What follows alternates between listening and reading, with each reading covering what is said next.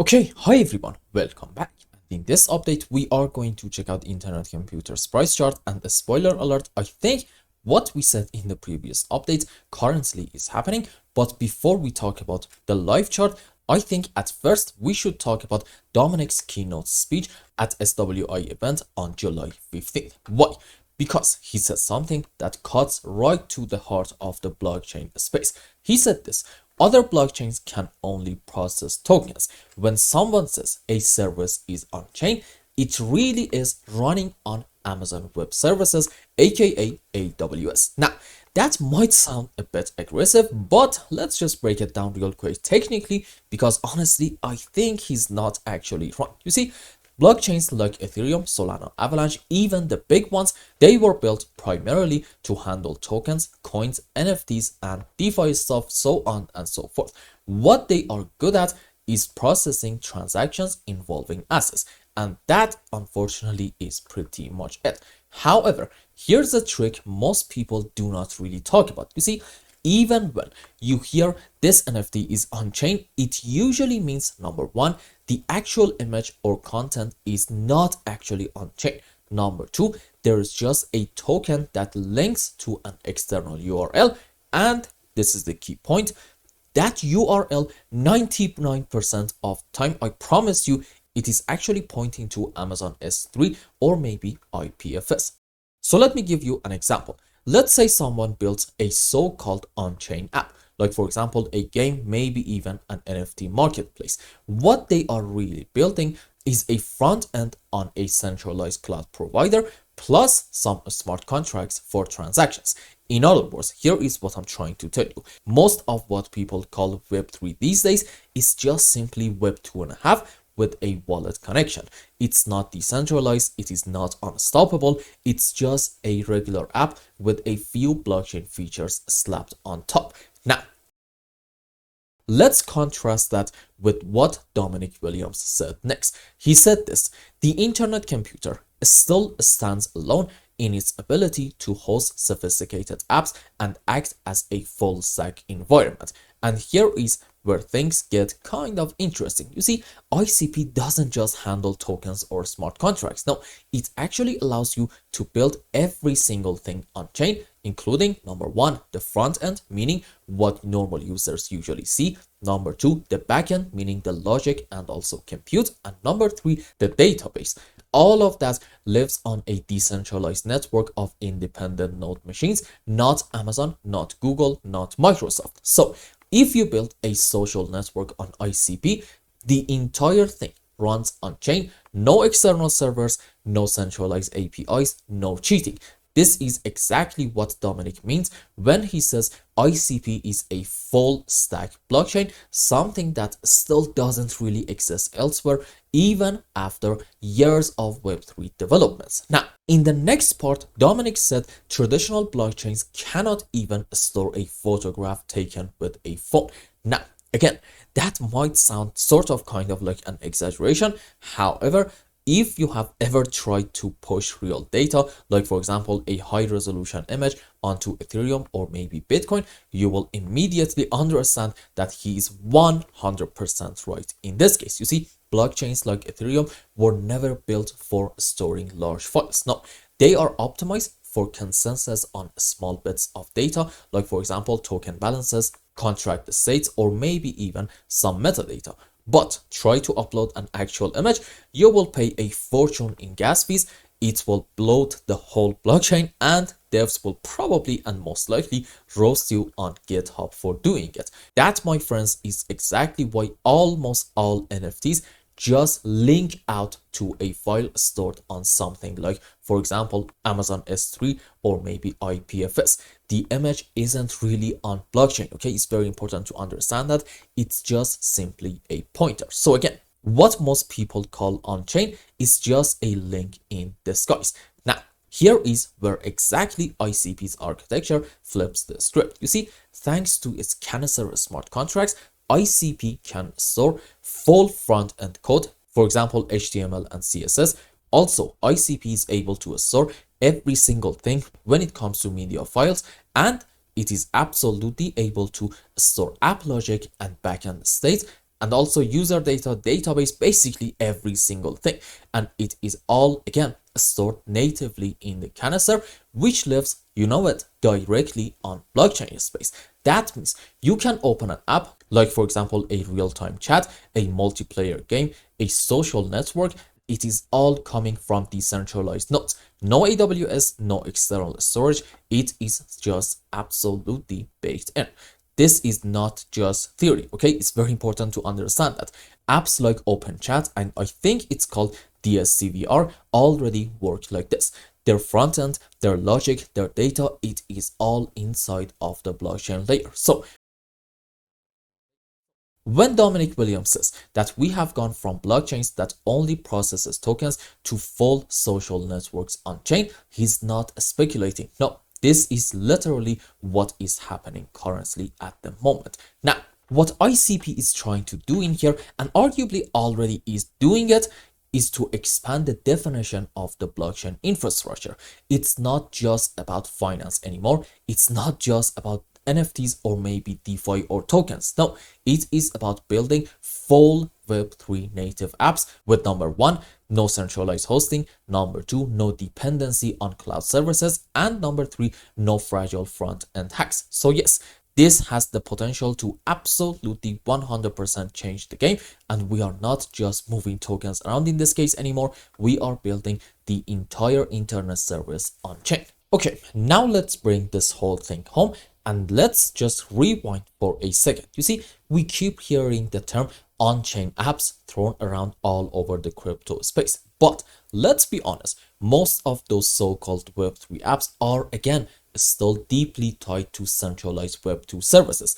In other words, what are we actually using? If we are going to be absolutely honest, basically we are interacting with Web2 frontends that sprinkle in some blockchain contracts. And that is absolutely not truly decentralized. Why? Because if AWS bans your app or deletes your S3 socket, you are basically done. It is game over for you. And that is not what on-chain was supposed to mean.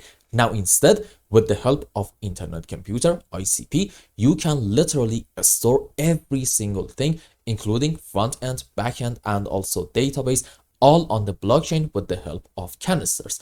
That, my friends, is not a layer 2. It's not a workaround. This is exactly how the system natively works. You don't really need AWS. You don't really need Cloudflare. You don't really need external databases. You can build and deploy an app entirely on the blockchain, and it is absolutely able to run flawlessly. And again, you want to remember that we already have some beautiful examples of apps completely running on chain. For example, we are having IC Drive and also CanCan, and others are right now popping up with full stack logic on the chain. They are not the proof of concepts. They are being at the moment used, updated, and also scaled. Now, as final thoughts, this isn't just about ICP doing something different. No, it is about ICP redefining what a blockchain can be. It's not a DeFi layer only. It is not only a new coin for trading purposes. No, it is an entirely new internet architecture. So if you are a developer that is absolutely tired of stitching together blockchains with centralized services, or if you actually believe in the vision of Web3 as a fully decentralized stack, okay, then ICP might be the only blockchain that actually delivers what the buzzwords have been promising all these years. And that, my friends, is exactly what makes this moment kind of crazy, because we are not waiting for some tech to ship next year. No, the tech already exists and you can build on it right now. And here is a question from me.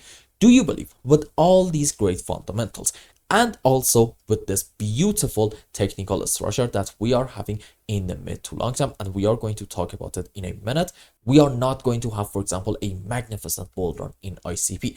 I find that extremely hard to believe. And if we are going to have an alt season, which I am kind of convinced that we are going to have it, okay, I think it makes perfect sense for ICP to go up big time. And I believe that our patience will be rewarded big time. Having said all that, now let's go on the live chart and see what is happening in the short term. But before that, like I promised, let's go on some higher time frame first. Okay. So what is going on? First things first, let's just put the chart on logarithmic and then start counting waves from the lowest low all the way down here. Why is it that we should be counting waves from this point? Because I think off of it, we are having a clear cut 1, 2, 3, 4, 5 wave up, probably into a larger degree wave 1, and followed by that, this is a very slow move down. Why do I say it's actually a slow move? Because let's just measure it, even let's say from this high to about the current point. How long is it taking for us to have this move? About, as you can see, 460 candlesticks.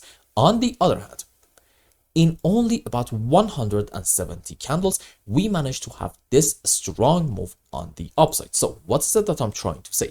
It seems like that currently in this phase down, bears are absolutely failing to pull the price all the way back down to the lows, and this means that bulls do still have quite a bit of power, and this is just a temporary setback in order to gather the fuel for the next major and strong move on the upside. And why do I believe it's going to be a big move? Because on a higher degree, I think there's like a very good argument to be made for this initial phase up being into a wave 1, followed by a correction for wave 2, and what's next? Massive move up into wave 3 and 4 and 5. And you want to remember, in terms of Elliott waves, wave 3 is usually a very, very strong and sharp move on the upside.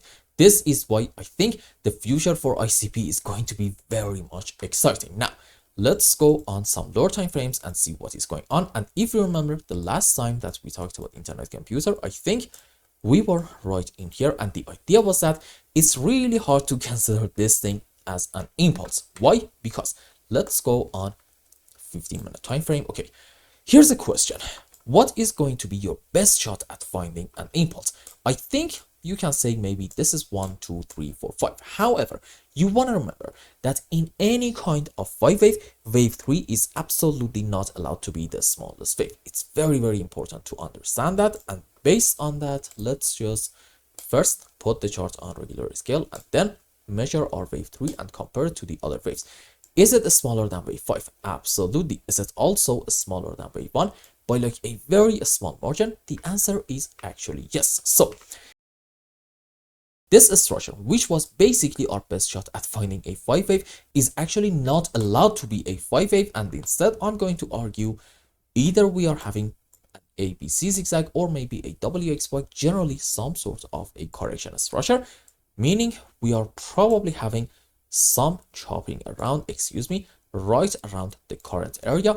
And soon, maybe even after like another small move up in ICP, we can expect yet another move down in order to take the lows in here for the first target, about, let's say, $5.2.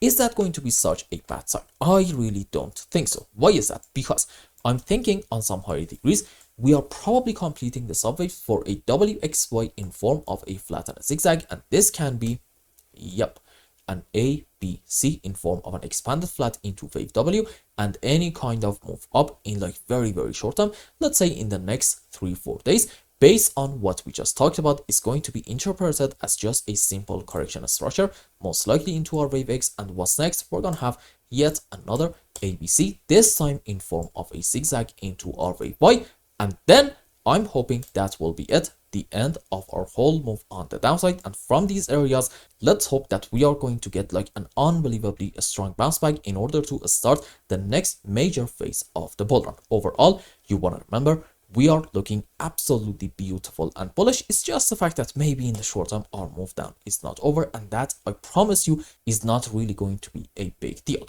And I hope I explained everything well and you understood what is going on in ICP's price chart. Anyway, if you found any value in my content, I would really appreciate if you like this video and consider subscribing to my channel and follow me on Twitter. And if you want more, maybe you want a complete analysis for your own specific crypto, or maybe you want to learn some decent TA in order to be able to make good money in the markets, you can become a member and ask me anything you want. And until the next update, I hope you have a wonderful time with your family and loved ones. Goodbye.